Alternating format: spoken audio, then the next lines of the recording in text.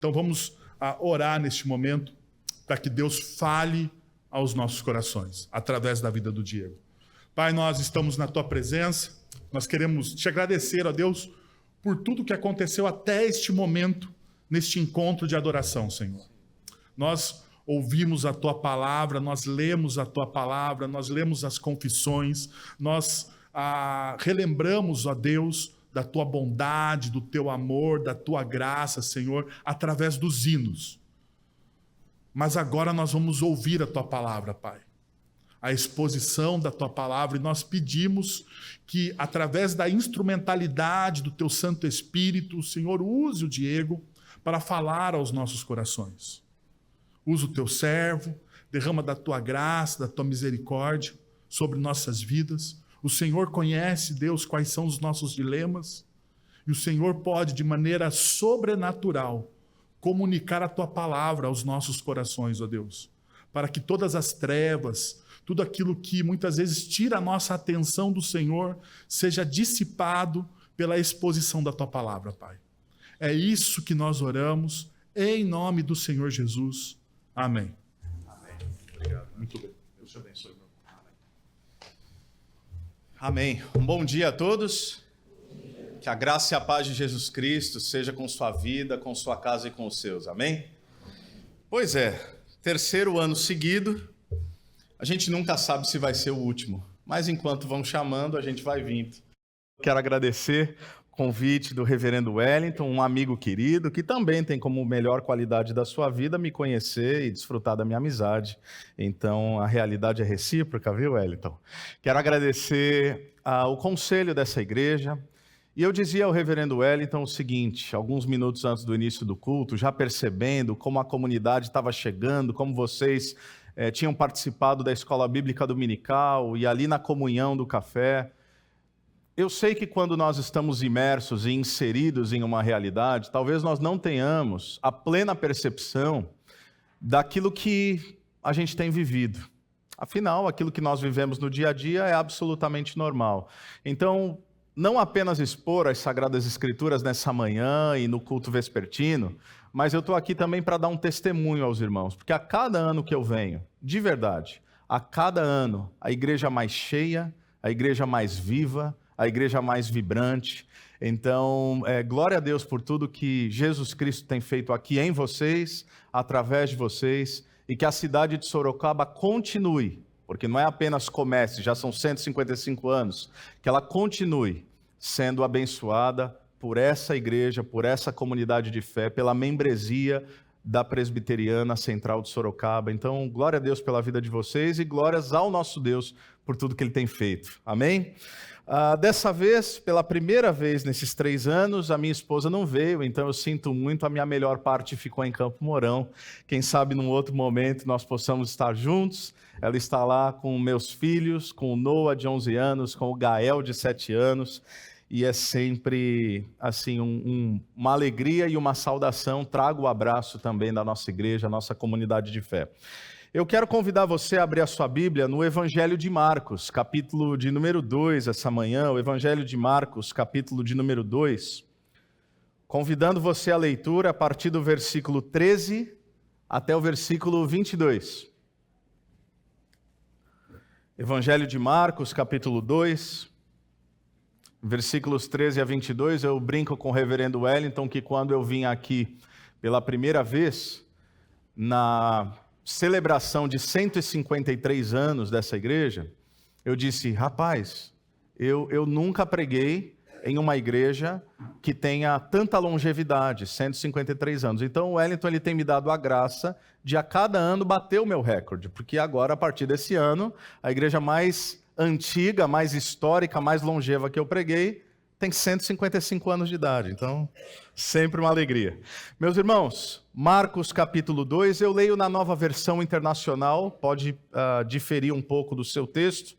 Marcos capítulo 2, versículos 13 a 22, eu quero ler a palavra de Deus e mais uma vez orar com você, pedindo que Ele fale conosco. A palavra de Deus diz assim, Jesus saiu outra vez para a beira-mar. Uma grande multidão aproximou-se e Ele começou a ensiná-los. Passando por ali, viu Levi, filho de Alfeu, sentado na coletoria, e disse-lhe, siga-me. Levi levantou-se e o seguiu. Durante uma refeição na casa de Levi, muitos publicanos e pecadores estavam comendo com Jesus e seus discípulos, pois havia muitos que o seguiam. Quando os mestres da lei, que eram fariseus, o viram comendo com pecadores e publicanos, perguntaram aos discípulos de Jesus: por que ele come com publicanos e pecadores? Ouvindo isso, Jesus lhes disse: não são os que têm saúde que precisam de médico, mas sim os doentes. Eu não vim para chamar justos, mas pecadores. Os discípulos de João e os fariseus estavam jejuando. Algumas pessoas vieram a Jesus e lhe perguntaram: por que os discípulos de João e os dos fariseus jejuam, mas os teus não? Jesus respondeu: como podem os convidados do noivo jejuar enquanto este está com eles? Não podem enquanto o tem consigo. Mas virão dias quando o noivo lhes será tirado, e neste tempo jejuarão. Ninguém põe remendo de pano novo em roupa velha, pois o remendo forçará a roupa, tornando pior o rasgo. E ninguém põe vinho novo em vasilha de couro velha. Se o fizer, o vinho rebentará a vasilha, e tanto o vinho quanto a vasilha se estragarão. Ao contrário, põe-se vinho novo em vasilha de couro nova. Vamos orar, meus irmãos? Senhor Deus, nós estamos diante da Tua santa palavra. E nós te pedimos, como Teu povo, que o Senhor fale poderosamente aos nossos corações.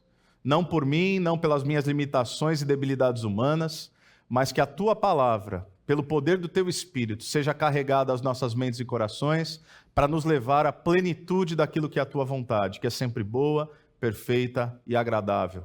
Abre os nossos ouvidos, para que não apenas estejamos atentos para ouvir o que o Senhor tem a dizer, mas abra também os nossos corações, para que a Tua semente caia neles como solos férteis e, sendo esses solos férteis, possam frutificar para a honra e glória do Teu nome. Assim nós oramos no nome santo de Jesus. Amém. Amém. Esse é um texto onde Jesus, obviamente, como acabamos de ler, e você deve ter notado, Jesus chama mais um dos seus discípulos. Aqui há um chamamento de Levi. Esse que Marcos chama de Levi, depois será conhecido por Mateus. Talvez você o conheça por Mateus. E uma das primeiras coisas que nós precisamos compreender aqui, à luz do que Jesus está tentando nos comunicar com o Evangelho, enquanto indivíduos e como comunidade, é o contexto do que há de se passar aqui nesse texto. Por exemplo, Levi era publicano, ou seja, cobrador de impostos. E é importante nós entendermos que Israel estava sob o jugo de Roma nessa época, que cobrava impostos da nação de Israel. E os publicanos eram exatamente essas pessoas que eram encarregadas dessa tarefa. Eles eram odiados por razões óbvias. Eles trabalhavam para o perseguidor, trabalhavam para Roma, para o império dominante. E, portanto, eram considerados traidores das suas próprias pátrias. Não apenas eles trabalhavam para o inimigo, por assim dizer, geopoliticamente falando, mas eles também enriqueciam ilicitamente. Talvez você se lembre, alguns que estão familiarizados, da história de Zaqueu. Zaqueu, que quando se converte, sendo ele um publicano notável em Israel, ele chega para Jesus e fala: olha, daquilo que eu enriqueci ilicitamente, daquilo que eu roubei, eu quero devolver 4 vezes tanto.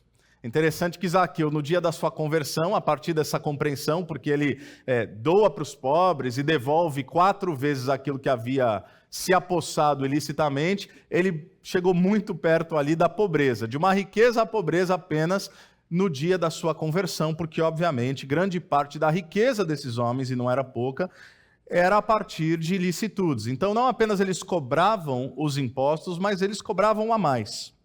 Eles eram conhecidos como traidores, eram conhecidos como ladrões por praticar essa extorsão. As doações de caridade dos publicanos, para você ter uma ideia, em parte eram rejeitadas. Porque para a nação de Israel, se você era um judeu ortodoxo, você entendia que o dinheiro daqueles homens era dinheiro sujo. Eles não podiam dar testemunho em tribunais, porque já que você é ladrão, já que você é corrupto, já que você pratica a extorsão, quem é que pode confiar na sua palavra? Mais do que isso, se ele fosse membro de uma sinagoga, ao se tornar publicano trabalhando para Roma, ele era expulso da sinagoga. E ao acontecer isso, a esposa de um publicano, ele tinha, ou ela tinha, as condições, a liberalidade, a possibilidade de abandonar o seu marido sem que pairasse sobre ela culpa alguma. Então, para a gente entender, são pessoas completamente desprezadas. São pessoas de poder econômico, mas desprezadas pelo seu caráter, pela sua moral. Gente gananciosa, gente ávida por lucro desonesto. E talvez esteja aqui a primeira expressão que deve nos chamar a atenção essa manhã, enquanto estamos pensando na palavra de Deus como igreja. Porque Jesus está passando, e lembre-se, ao chamar os seus discípulos, ele está formando um grupo que há de levar o evangelho não apenas para Israel, mas esse evangelho que alcançaria o mundo como um todo. Prova disso é que nós estamos aqui, Sorocaba 2024, refletindo sobre o evangelho a partir da fidelidade de 12 homens, inicialmente, que empoderados pelo Espírito Santo, isto é, Atos 1:8, receberão poder quando o Espírito Santo vier sobre vocês, serão minhas testemunhas em Jerusalém, toda a Judéia e Samaria até os confins da terra. A partir desses homens, o evangelho se espalha. Não apenas deles, mas inicialmente deles. Então, Jesus estava formando, nós podemos colocar aqui em certos termos, a sua tropa de elite. Jesus estava formando aquele grupo de pessoas que teria a mais importante de todas as tarefas, que é fazer chegar ao mundo a sua boa notícia de salvação. E aí Jesus passa e vê esse homem. E Jesus pensa o que nenhum de nós pensaria. Ele pensa, tá aí um cara bom para essa tarefa. Como assim? Se você acabou de refletir sobre o que eu acabei de expor, como informações sobre não ser aceito em tribunal, como não ser respeitado, como ser ganancioso, quer dizer, nada nesse homem parece qualificá-lo para uma tarefa tão importante e tão sagrada. Qual é a primeira verdade desse texto, meus irmãos? É que nós precisamos lembrar que o evangelho não diz respeito às nossas capacidades e nem ao nosso mérito, mas ao poder de Deus de transformar as nossas histórias. É o que Jesus está fazendo e começando a fazer aqui com Levi. E olha comigo o versículo 14. Jesus olha para esse homem e diz, siga-me. E qual é a sequência do texto? Levi levantou-se e o seguiu. Jesus chama. Jesus não prega um sermão. Jesus não propõe para Levi o quão vantajoso seria segui-lo. Jesus não argumenta e não convence intelectualmente de o quanto seria um bom negócio, porque não era humanamente falando, abandonar a coletoria, abandonar esse funcionalismo público com benefícios múltiplos para o resto da vida, para então seguir. Jesus simplesmente olha nos olhos desse homem e diz, me siga. E sabe o que é o impressionante? Ele foi. Jesus o chama e ele vai. Ninguém jamais desejaria qualquer tipo de relação com um publicano. Jesus desejava. Ninguém olhava para aquele homem da maneira como Jesus olhou. E a segunda coisa impressionante sobre isso não é apenas que Jesus chama, mas é que Levi aceita. Quer dizer, ele ouve apenas, siga-me. O que Levi faz? Imediatamente ele se levanta e ele começa a seguir. Um homem que por nós seria desprezado. Um homem que por nós não seria bem visto. E um homem que demonstra, mesmo, vamos chamar aqui de antes da sua conversão, uma obediência que faria inveja a muitos discípulos de Jesus Cristo.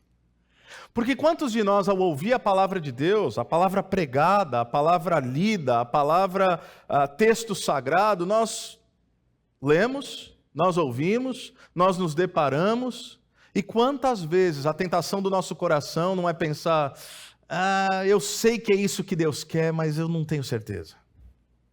Quantas vezes você já foi tentado no seu coração a olhar para aquilo que Deus nos diz claramente na sua palavra, e ao invés de simplesmente abraçar esse mandamento com obediência, quantas vezes você não foi tentado a pensar, Deus, eu sei que é isso que o Senhor quer, mas o que o Senhor está pedindo de mim é difícil demais. Esse é o pecado original, não é verdade? Quando nós olhamos para Gênesis capítulo 3, o que nos é tornado claro ali? É que o pecado original nada mais é do que a autonomia, é a pretensão de ser Deus. Porque quando a Eva olha para aquele fruto e ele parece belo, ainda assim ela não toma daquele fruto. Quando parece apetitoso, ainda assim não toma daquele fruto. Mas quando ela ouve que a partir daquele fruto ela poderia conhecer o bem e o mal, isto é, escolher estabelecer como critério único a sua consciência para o poder da decisão, ou seja, decidir o que é bom e decidir o que é mal, a revelia do que Deus havia dito, aí então ela toma o fruto e come. Não é esse o nosso pecado ainda hoje?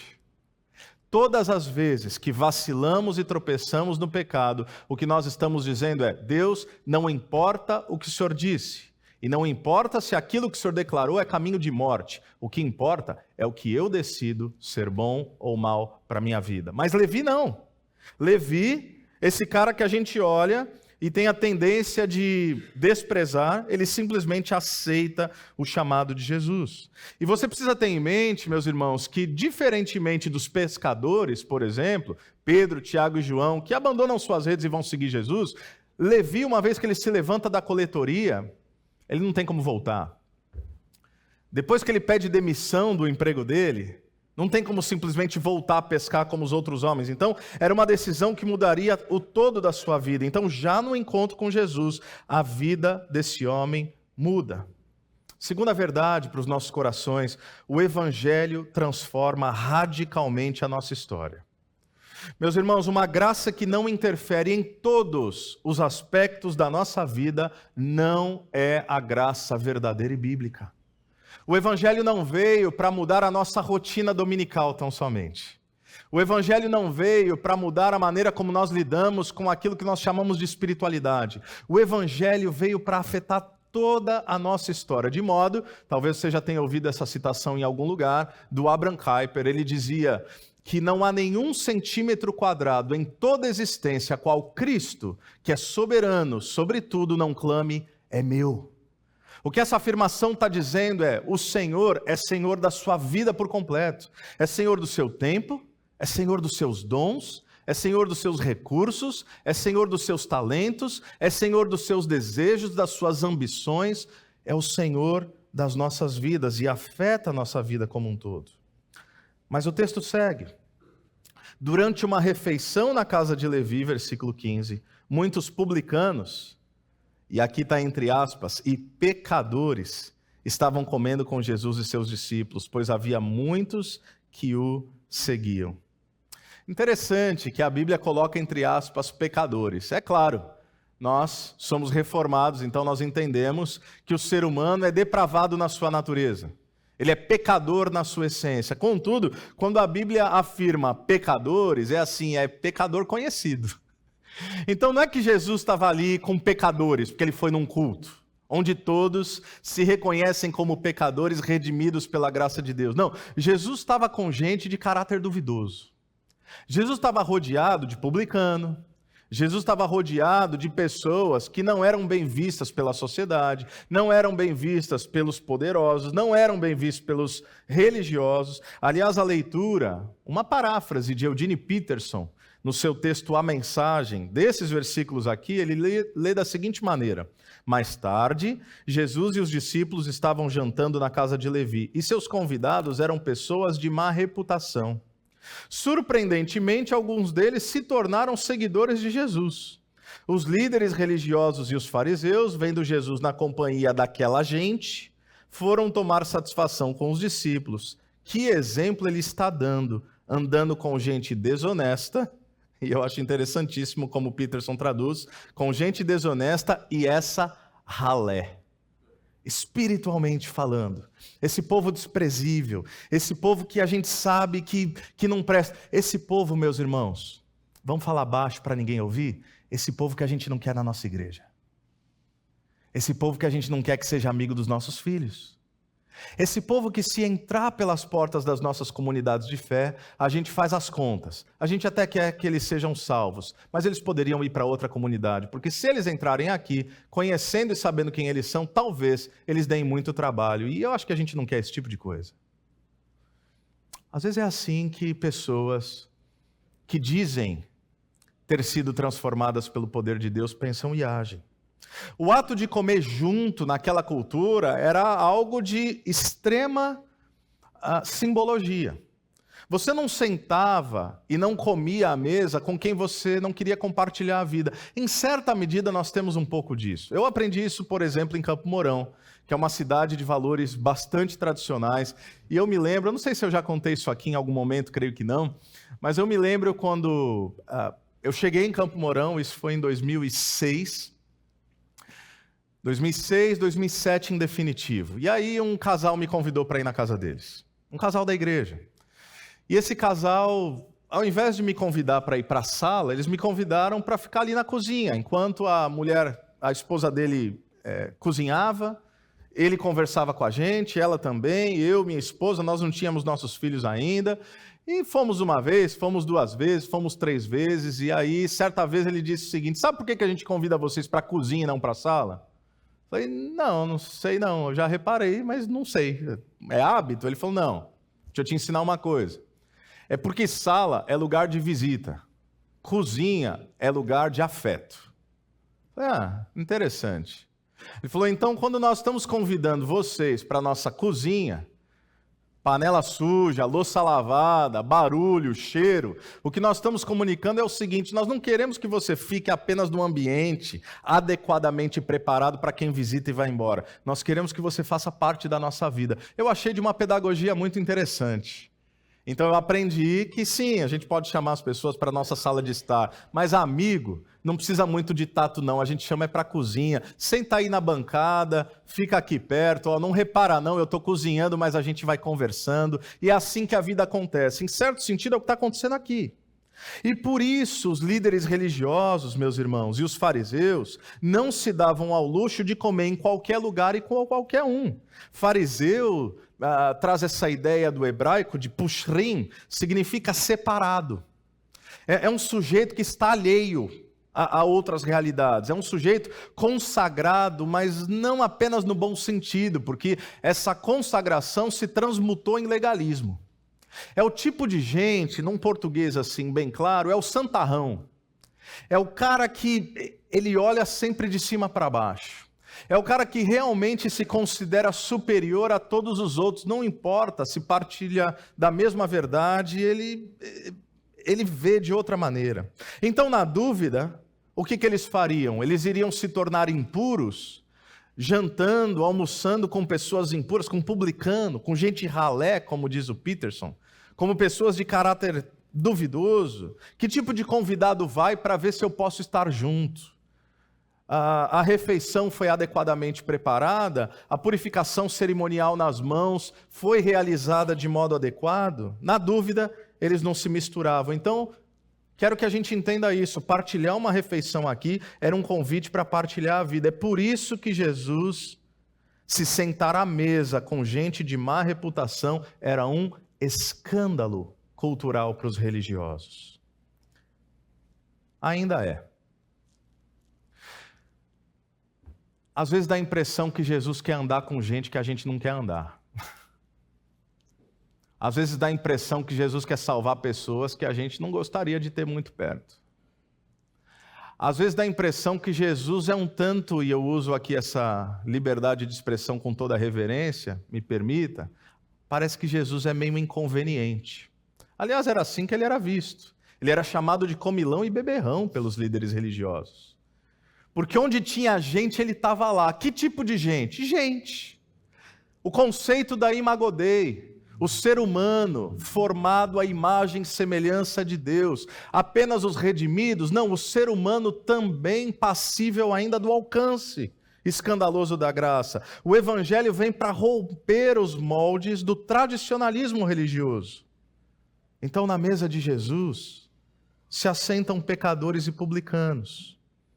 Gente que provavelmente já havia sido cobrado indevidamente, mas que o evangelho vem para restaurar relacionamentos. Na mesa de Jesus pode parecer estranho Jesus se sentindo confortável, rodeado de pecadores. Há de nos perguntarmos isso. Como é que Jesus consegue? Vou fazer uma pergunta ainda mais estranha. Não é como Jesus consegue. Sabe qual é o verdadeiro escândalo? É como pecadores conseguem se sentar perto de Jesus. E a resposta é muito simples. Jesus tem uma santidade que não repele. Jesus tem uma santidade que gera transformação, que não é condescendente. Lembra de João 8? A história da mulher pega em adultério flagrante, onde todos os religiosos haveriam de olhar para aquela mulher e dizer: apedreja e mata, porque é isso que está escrito, é isso que está na lei. Jesus Cristo, ele dá um nó na cabeça de todos eles, dizendo: tá bom, se esse é o critério, quem não tem pecado pode começar a tirar a primeira pedra. E do mais velho ao mais jovem, todos foram embora. E aí Jesus, que é revelado no Evangelho de João, ali no primeiro capítulo, como sendo alguém cheio de graça e de verdade, perceba aqui o equilíbrio, não apenas graça e não apenas amor que se torna condescendência, não apenas verdade sem amor que se torna crueldade e brutalidade, mas graça e verdade, o verdadeiro equilíbrio do Evangelho. Um amor que abraça, um amor que acolhe e um amor que confronta. Não tendo apedrejado essa mulher, o que é que Jesus diz? Vá e não peques mais. Eu não te condeno, mas vá e não peques mais. A ideia de um evangelho que reconhece a natureza do pecador, um evangelho que não rechaça o pecador, uma vez que todos somos, mas um evangelho que traz o convite à obediência de uma transformação de vida. Pecadores se sentindo confortáveis na presença de Jesus. Nessa mesa da refeição, a comunhão é celebrada. E logo após ter um encontro com Jesus, nós vemos que Levi o leva para casa. Os únicos desconfortáveis, adivinhem quem são? São os que ficam desconfortáveis até hoje. Os religiosos. E por religião aqui, obviamente, eu não estou usando o termo na sua essência, religare, a ideia de uma religação entre Deus e os homens, que é um aspecto positivo, mas a religiosidade, isto é, a distorção da religião. A religião dos homens e não a religião de Deus. Porque não há nenhum ser humano sequer que esteja para além dos limites da graça de Deus. Olha o versículo 17. Ouvindo isso, Jesus lhes disse, e guarde isso, igreja, em nome de Jesus. Não são os que têm saúde que precisam de médico, mas sim os doentes. Eu não vim para chamar os justos, mas pecadores. Em nome de Jesus, igreja, guarde isso. Essa é uma das sínteses do Evangelho. Se nós entendermos isso, se vocês entenderem isso como igreja, essa igreja continuará sendo fiel por muitos e muitos anos, reconhecendo que essa igreja existe para ser um farol, reconhecendo que essa igreja existe para ser um luzeiro, que ela existe para ser uma cidade sobre o monte impossível de ser ignorada. Ela existe, como declara Mateus, capítulo 5, versículo 16, brilhem a luz de vocês diante dos homens, para que vejam suas boas obras e glorifiquem ao Pai de vocês que está nos céus. Então esse é o chamado da igreja de Jesus, ser luz, ser farol, ser referência. Para quem? Para quem está no escuro, para quem está perdido. Como é que Jesus pode andar com esse tipo de gente?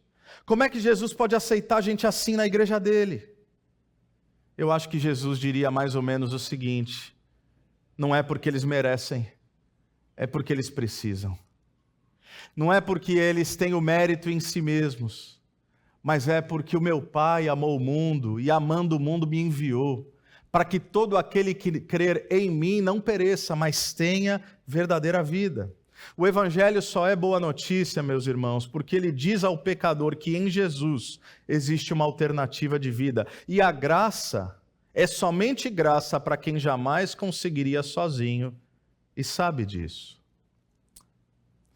155 anos de história, 155 anos de fidelidade, 155 anos de evangelização. Que história linda, meus irmãos.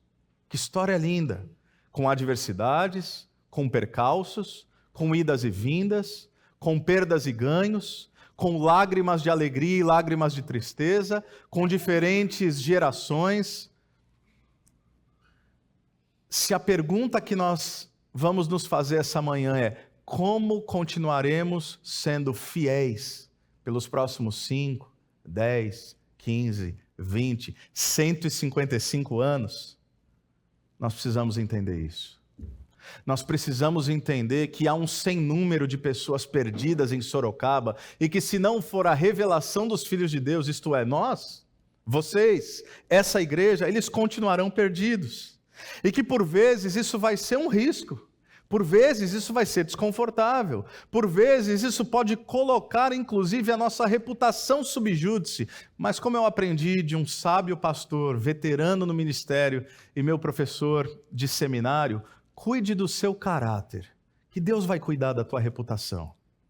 Às vezes nós estamos preocupados com aquilo que vão pensar de nós, das nossas vidas, dos nossos atos, das nossas famílias ou da nossa comunidade de fé.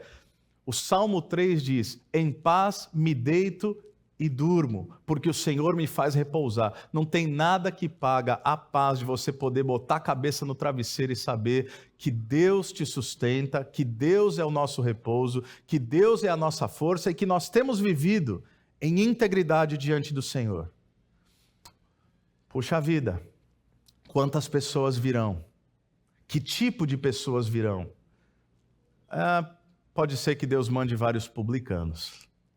Pode ser que Deus envie pessoas que não seriam acolhidos e amados em qualquer outra igreja. A pergunta, portanto, é como que, como igreja de Jesus Cristo, nós iremos responder a esse chamado? Nós não estamos aqui hoje ouvindo sobre o amor de Deus porque nós merecemos. Nós estamos aqui hoje ouvindo sobre o amor de Deus porque Ele é gracioso. E eu creio que isso nos traz também uma aplicação muito prática. Nós precisamos nos dedicar a levar Jesus a quem não conhece. Isso precisa ser intencional, meus irmãos. Eu falava para o presbítero Nivaldo, que foi me buscar no aeroporto hoje cedo, e eu compartilhava um pouco sobre aquilo que a gente tem vivido na nossa igreja, e eu falava sobre o conceito de empreendimentos missionais. Ele falou de alguns sonhos aqui da igreja também, alguns passos, alguns resgates históricos daquilo que vocês têm pensado, seja na área da educação, enfim, coisas que o Senhor tem concedido visão. E eu falava para ele sobre algumas ações que nós temos realizado lá, e eu disse: meu irmão, tudo para nós é missão, tudo para nós é intencional. Por exemplo, e é só um exemplo, a nossa igreja lá em Campo Mourão, ela tem um café, uma cafeteria. Não é uma cantina, é uma cafeteria. Não apenas qualquer cafeteria, eu sei que eu sou suspeito, mas é a melhor cafeteria da cidade. Não é força de expressão, é a melhor cafeteria da cidade, em 2 anos. Por quê? Porque nós pensamos, como é que nós podemos construir um ambiente adequado, um ambiente aconchegante, um ambiente onde nós vamos oferecer o que há de melhor de cafés especiais, para quem gosta disso, sabe do que eu estou falando. Como é que nós podemos oferecer isso, algo de qualidade, de excelência, não apenas para podermos dizer que nós oferecemos o melhor para a manutenção do nosso ego, mas em primeiro lugar para glorificar o nosso Deus. Porque aquilo que nós concedemos ao nosso Deus e dizemos fazer em nome de Deus tem que ser feito da melhor maneira possível. Deus, quando Ele cria todas as coisas, ao final de cada dia, o texto diz: Deus viu que era bom. Deus se satisfaz na obra da sua criação. Por quê? Porque Deus faz tudo com excelência, com perfeição, não faz nada pela metade. Então, lá na igreja, nós temos um princípio: não se faz nada pela metade, nada sem paixão, nada sem coração. Ah, mas é para Deus, eu não recebo. Exato. Se você faz algo bom por causa de algo tão pequeno como um salário, certamente você tem que fazer algo melhor para o grandioso Deus, o Rei das nossas vidas. Amém, meus irmãos? Então é assim que a gente conduz. E aí nós abrimos a cafeteria e, meus irmãos, aquilo é missão. Foi uma maneira como o Senhor nos inspirou a alcançar pessoas. E você acredita que tem pessoas que por causa de uma xícara de café estão nos conhecendo e através de nos conhecer estão conhecendo a Jesus Cristo? Outro dia eu batizei uma moça recém-convertida, se converteu lá porque eu contratei ela como advogada para fazer um compliance lá na cafeteria, para ver o que a gente podia fazer, o que não podia fazer, o que era correto, e era um processo de 4 meses. No 4º mês ela falou: pastor, não precisa me pagar a última parcela não. Eu falei: por quê? Ela falou: porque é meu presente para a igreja. Eu falei: mas você nem é da igreja. Ela falou: mas agora eu já me considero. Falei: ah, interessante. E aí ela fez todos os passos ali de novos membros, curso de batismo, e aí eu tive a alegria de batizá-la. De uma família extremamente tradicional da cidade, extremamente católica, extremamente religiosa, de modo que no batismo dela, seus pais não foram, porque reconheceram como a traição à sua própria fé. E como é que nós enxergamos isso? Nós enxergamos a partir de uma realidade de que tudo o que Deus colocou nas nossas mãos deve ser intencionalmente exercido para o cumprimento da missão. Não apenas por um mandamento, mas como resposta natural daquilo que Ele fez às nossas vidas, porque todo ser humano precisa de Jesus. Meus irmãos, se vocês estão aqui hoje, faça você parte dessa igreja há pouco tempo, há muitos anos. Esteja você visitando, se você está aqui em primeiro lugar, é porque a graça de Deus se revelou a você. O evangelho te alcançou. Mas em segundo lugar, é porque alguém foi usado por Deus para te falar das boas novas.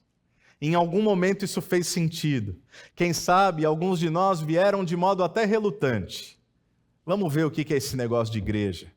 Vamos ver o que é esse negócio de fazer parte de uma comunidade de fé. Vamos ver o que é ouvir um sermão. Vamos ver o que esse pessoal fala sobre adoração e sobre vida. E aí Deus nos capturou, porque você sabe, a graça dele é irresistível. Ou seja, eu costumo dizer que na realidade da redenção nós dissemos não para Deus. Mas ele disse sim para nós. Você quer uma boa notícia? O sim de Deus é muito maior e muito mais poderoso do que qualquer uma das nossas negativas. Nós nos rebelamos, nós demos as costas e ele amorosamente nos perseguiu. Para quê? Para que agora, como vai dizer o Novo Testamento, sejamos embaixadores dessa nova realidade. Como diz Pedro, em 1 Pedro capítulo 2, versículos 8 e 9, agora nós fomos chamados de nação santa. Povo eleito, sacerdócio real, nós fomos transportados do reino das trevas para um outro reino, para um reino da sua maravilhosa luz, para a glória de Deus Pai. Igreja, meus irmãos, é um aglomerado de pessoas falhas, fracas, limitadas, tentando alcançar outras pessoas falhas, fracas e limitadas, mas não no poder da nossa persuasão, da nossa argumentação, do nosso mérito e da nossa performance, mas sustentado no poder do Espírito Santo de Deus. É por isso que essa missão não tem como dar errado. É por isso que quando nós compartilhamos o Evangelho e alguém aparentemente rejeita, não estão rejeitando a nós ou a nossa igreja, estão rejeitando o maior presente e a maior dádiva que Deus poderia conceder. Nós sabemos disso nas nossas próprias vidas. E nós experimentamos isso nas vidas daqueles que Deus traz ao nosso convívio. Meus irmãos, eu não merecia estar aqui falando para vocês. Eu não merecia ser um ministro do Evangelho de Jesus Cristo. Caso você não saiba, nenhum ministro do Evangelho de Jesus Cristo merecia ser. O apóstolo Paulo reconhece isso. Ele, no final da sua vida, diz: logo eu, o pior entre os pecadores, mas sobre mim foi derramada a graça de Deus, para que através de mim, eu que sou um vaso de barro, pudesse revelar o tesouro do Evangelho de Jesus Cristo. O que aconteceu com Paulo, que na progressão da sua jornada, parece que ele foi se reconhecendo como alguém cada vez menor. Ele piorou? Muito pelo contrário, ele chegou mais perto da luz. E quando nós chegamos diante da santidade de Deus, nós só temos uma atitude: nos prostrarmos em adoração e clamarmos: Santo, Santo, Santo, e ai de mim! Ai de mim que sou pobre e pecador. E o que Jesus faz? O que o anjo do Senhor faz? Todas as vezes, coloca a mão no nosso ombro e diz: sou eu mesmo, não temas, não tenha medo. A santidade de Deus nos assombra, mas não nos amedronta. Porque a santidade de Deus é aquela que mostra a nossa realidade de pecado, mas ao mesmo tempo nos transforma na nossa natureza, nos dando uma novidade de vida. Eu tenho um amigo, pastor, muito querido, que há alguns anos perdeu a sua mãe por conta de um câncer. Mulher de oração, mulher piedosa, mulher de Deus. E o pai dele, obviamente muito abalado, depois de décadas de casamento, ainda enlutado, também um homem de Deus, olha para esse meu amigo, agora filho, e diz, numa expressão de revolta humanamente compreensível: por que Deus fez isso com a gente? Por que Deus levou tua mãe? Ela não merecia morrer tão jovem. E esse meu amigo, só posso crer que iluminado pelo Espírito, diz: não, pai. A mãe nasceu, a mãe cresceu, a mãe se tornou esposa, a mãe se tornou mãe, se tornou avó. Não é que ela não merecia ter morrido, é que ela não merecia ter nascido. Tudo o que nós vivemos com a mãe, pai, foi dádiva do nosso Deus. Então, estamos aqui enlutados. Estamos com dor no coração, estamos com lágrimas nos olhos, mas ao invés de questionar ao nosso Deus por que Ele levou a sua esposa e a minha mãe, nós temos que agradecer ao nosso Deus, porque nada do que vivemos de precioso com ela deveríamos ter vivido, não fosse apenas, única e exclusivamente, graça. Graça de Deus. Meus irmãos, não é a minha trajetória moralmente ajustada, ou escandalosamente desregrada antes de Cristo, que me faz estar aqui. Nem a mim, nem a você. Nós estamos aqui porque Ele veio na nossa direção. Nós somos um ajuntamento, e é importante que compreendamos isso. Um ajuntamento de pessoas improváveis. Se assim você quiser compreender, e não se ofenda, porque primeiro falo de mim, nós éramos publicanos espirituais. Jesus olha para nós e Ele fala, me segue. E aí nossa vida foi transformada. Aí o nosso choro se transformou em riso.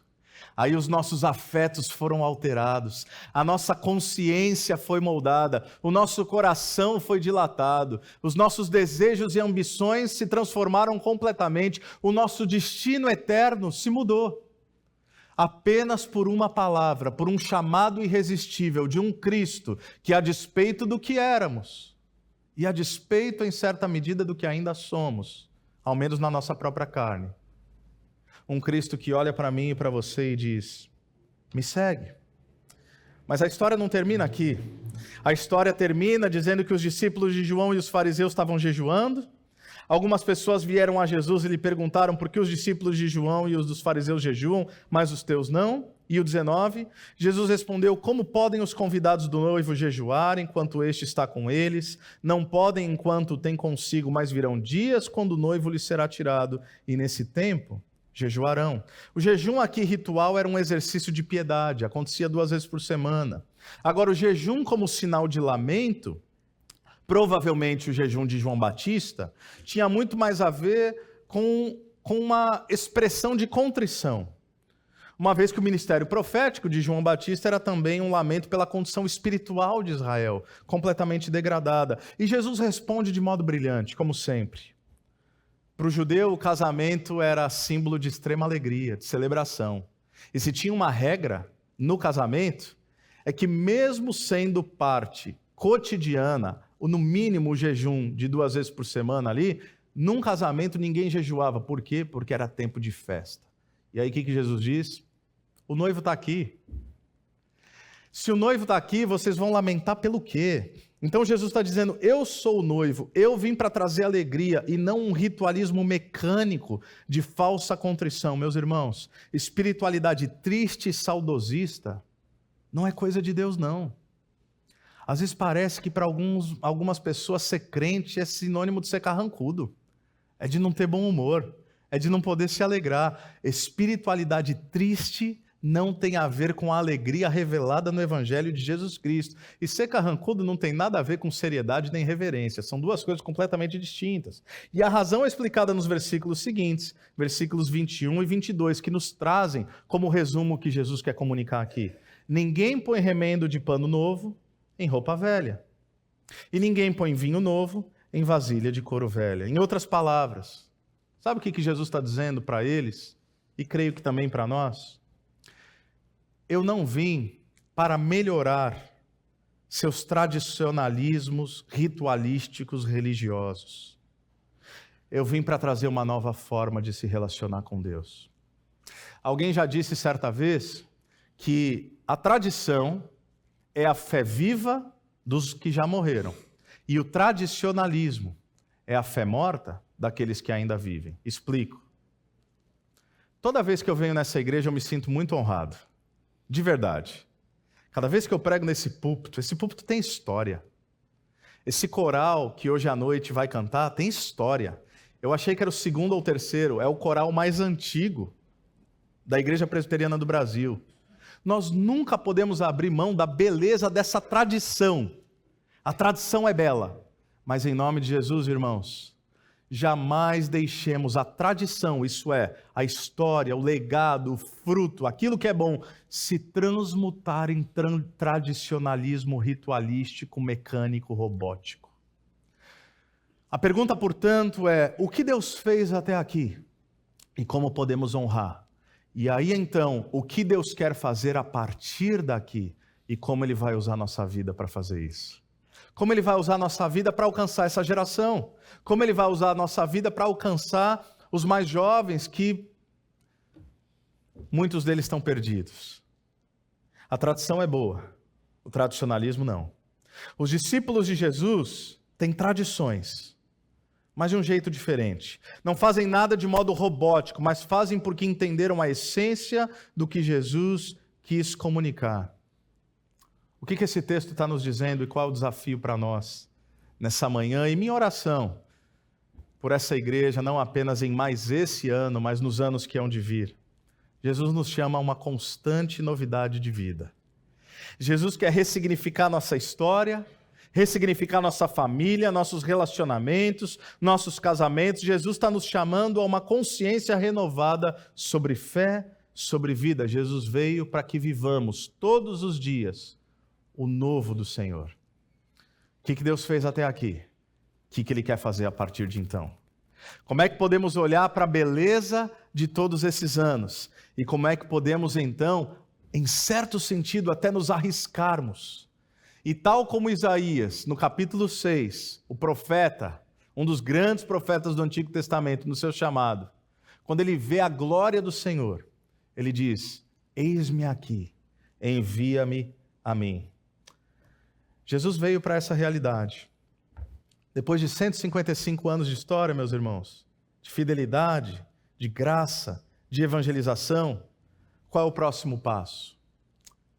Eu vou te dizer qual não é o próximo passo. Não é apenas fazer as coisas como sempre fizemos, porque sempre fizemos. Não é apenas não questionar o status quo e dizer, sempre foi assim. Porque Jesus vai nos ensinar que Ele não põe vinho novo em vasilha de couro velha e não põe remendo novo em roupa velha. Por quê? Porque estoura. O Evangelho traz esse assombro e esse radicalismo que nos faz olharmos todos os dias e nos perguntarmos: Senhor, o que o Senhor quer de nós? A minha oração é que o vinho novo do Evangelho seja sempre derramado sobre essa igreja. A minha oração é que eu e você, esse não é um recado para vocês, esse é um lembrete para o meu coração, que eu e você sejamos sempre odres novos, recipientes novos, para que Jesus cumpra sempre em nós a sua boa, agradável e perfeita vontade. Eu quero convidar você a ficar de pé. Eu quero orar por você e eu quero orar com você. E eu quero agradecer por essa história linda que o Senhor tem escrito por tantos anos. Mas quero de antemão clamar ao nosso Deus que continue soprando o seu Espírito, que continue derramando vinho novo, que continue alcançando novas vidas. Afinal, você está aqui como prova do amor e da bondade de Jesus. Aqui nós temos indivíduos, nós temos solteiros, nós temos casados, nós temos famílias, nós temos pais, mães, filhos, netos, avós, avós. A beleza da igreja de Jesus, essa riqueza, como Calvino diria, afinal estamos numa IPB, a igreja é uma incubadora de virtudes, meu irmão. Sabe o que isso significa? É muita gente boa por metro quadrado, é muita gente talentosa, é muita riqueza espiritual, que não desperdicemos. Que no cronos da nossa vida, ou seja, mais um ano, que no cronos, 155 anos de história, não percamos de vista o kairós do nosso Deus. Que na cronologia dos tempos, não deixemos de perceber o tempo oportuno, o sopro do Espírito que paira sobre a sua igreja. Como Jesus diria, aquele que tem ouvidos ouça o que o Espírito diz à igreja. Amém? Vamos orar? Senhor Deus, nós te louvamos pela tua graça e misericórdia sobre nós.